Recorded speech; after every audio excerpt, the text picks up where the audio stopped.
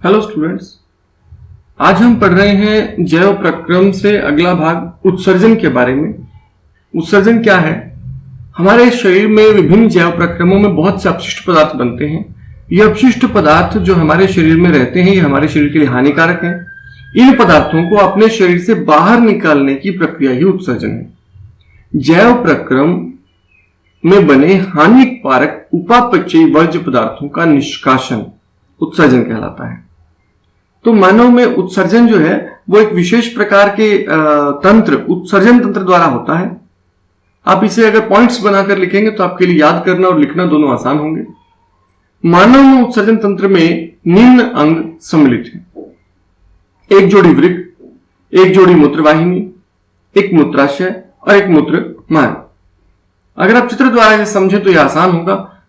ये आप देख रहे हैं तो ये वृक्क है, एक जोड़ी वृक्क होते हैं, यानी कि दो वृक्क हैं, दो मूत्रवाहिनियां हैं और ये दोनों मूत्राशय में जाकर खुल जाती हैं। मूत्राशय से मूत्र मार्ग है, जिसके अगले हिस्से को मूत्र रंध्र कहते हैं। आप इसे चित्र आरेख की दृष्टि से इस तरह बना सकते हैं पेंसिल से। आप यहाँ देख सकते हैं ये वृक्क हैं, दो वृक्क में से मूत्रवाहिनी निकल रही है। ये मूत्रवाहिनी खुलती है मूत्राशय में जाकर, यहाँ मूत्र मार्ग है और ये जो है ये रक्त वाहिकाएं हैं जो वृक्क में रक्त को लेकर आती हैं और ले जाती हैं। तो रक्त में से अपशिष्टों को वृक्क छानते हैं। तो वृक्क का कार्य निस्यंदन का है, छानने का है।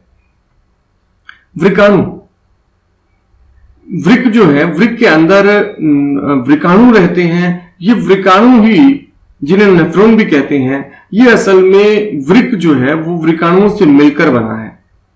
तो ये वृकाणु वृक्क की संरचनात्मक और क्रियात्मक इकाई है। वृकाणु की संरचना के बारे में यदि हम बात करें तो प्रत्येक वृकाणु में एक कप आकृति की संरचना होती है, जिसे बोमन संपुट कहते हैं। यह रक्त नलिकाओं के जाल को घेरे रखती है। इसे केशिका गुच्छ कहते हैं। यहां चित्र द्वारा समझना इसे आसान होगा। ये वाले हिस्से की हम बात कर रहे हैं। ये वाला हिस्सा है बोमन संपुट, और बोमन संपुट में ये जो गुच्छ है नलिकाओं का, रक्त वाहिकाओं का जो गुच्छा है, इसे हम बोलते हैं केशिका गुच्छ। तो होता क्या है, जब बोमन संपुट में से केशिका गुच्छ निकलता है, अंदर से केशिका गुच्छ जो बना है उसमें से रक्त निकलता है, तो रक्त का बहुत बड़ी बड़ी कोशिकाओं को छोड़कर अधिकतर भाग निस्यंदित होकर, छनकर बोमन संपुट में आ जाता है। आगे की बात पढ़ते हैं।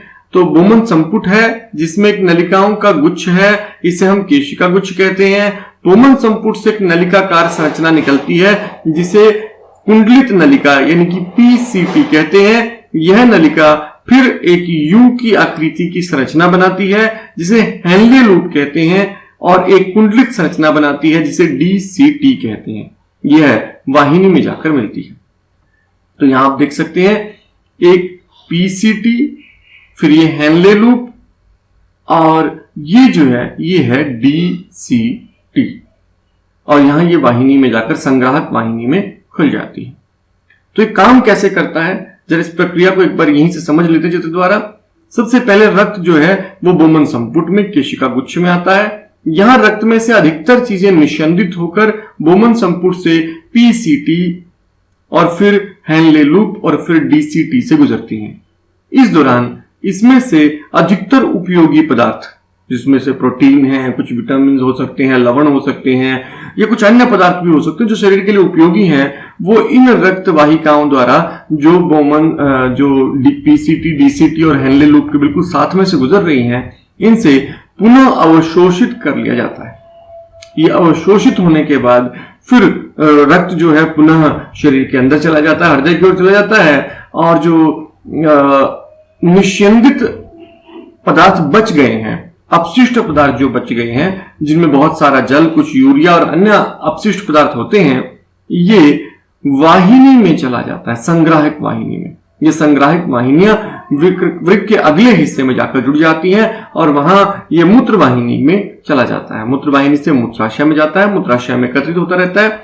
मूत्राशय एक पेशियों की थैली है जिसमें मूत्र इकट्ठा होता रहता है। जब मूत्राशय भर जाता है तो ये ऐच्छिक पेशियां हैं, मूत्र त्याग की इच्छा होती है और फिर ये मूत्र मार्ग द्वारा बाहर निकल जाता है। तो वृकाणु की कार्य विधि को यहां समझ सकते हैं। वृक्क धमनी रक्त को बोमन संपुट के केशिका गुच्छ में ले जाती है और रक्त को छाना जाता है। प्रारंभिक निस्यंदन जो निकला है में कुछ पदार्थ जैसे ग्लूकोज, अमीनो अम्ल, लवण आयन जैसे कि sodium, calcium, potassium, sodium, chlorine और पोटेशियम आयन और प्रचुर मात्रा में जल रह जाता है। इसमें कुछ सुक्रोज, ग्लूकोज और कुछ यूरिया भी होता है। जैसे जैसे निस्यंदित कुंडली नलिका और हेनले के लूप में से गुजरता है, इनमें से कुछ उपयोगी पदार्थों को दोबारा अवशोषित कर लिया जाता है तथा अधिक पानी, यूरिया और दूसरे व्यर्थ मूत्राशय में मूत्र के रूप में एकत्र कर लिए जाते हैं। तो ये तो था वृक्क काम कैसे करता है। कभी कभी वृक्क काम करना बंद कर देता है, इसके बहुत से कारण हो सकते हैं। तब डायलिसिस किया जाता है। डायलिसिस को अपोहन कहा जाता है। यही विधि को हम यहां पढ़ रहे हैं। उत्तरजीविता के लिए वृक्क जैव अंग है। कोई कारक जैसे कि संक्रमण, आघात या वृक्क की सीमित रुधिर प्रवाह या वृक्क की क्रियाशीलता को कम कर सकता है। यह शरीर के विषैले अपशिष्टों को संचित करता है, जिससे मृत्यु भी हो सकती है। तो वृक्क के अक्रिय होने की अवस्था में कृत्रिम वृक्क का उपयोग किया जाता है। इस कृत्रिम वृक्क नाइट्रोजन अपशिष्ट उत्पादों को रुधिर से अपोहन द्वारा निकालने की एक युक्ति है, तो इसे हम डायलिसिस भी कहते हैं। कृत्रिम वृक्क बहुत सी अर्धपारगम्य अस्तर वाली नलिकाओं से युक्त होती है। अब यहां चित्र में आप इसको समझ सकते हैं कि होता क्या है। रक्त को एक नली के द्वारा मशीन में भेजा जाता है, इस युक्ति में भेजा जाता है। यहाँ बहुत सारा अपोहन द्रव भरा है और बहुत पारदर्शी जो है झिल्लियां हैं, पारगम्य झिल्ली है। इनमें से अपशिष्ट पदार्थ छन जाते हैं। छनने के बाद जो अपोहन द्रव में आ जाते हैं, अपोहन द्रव में से अपशिष्ट पदार्थ अपोहन द्रव के साथ एक अलग हिस्से में चले जाते हैं, जबकि रक्त जो है पुनः वापस शरीर में पहुंचा दिया जाता है नलिका द्वारा। तो इस प्रक्रिया में कुछ समय लगता है और इस तरह से शरीर में अपशिष्टों को छान कर रक्त को स्वच्छ करके अपशिष्ट हटाकर पुनः शरीर में भेज दिया जाता है। इस प्रक्रिया को हम निस्यंदन डायलिसिस कहते हैं, अपोहन विधि कहा जाता है इसको। तो ये था मानव में उत्सर्जन के बारे में। धन्यवाद।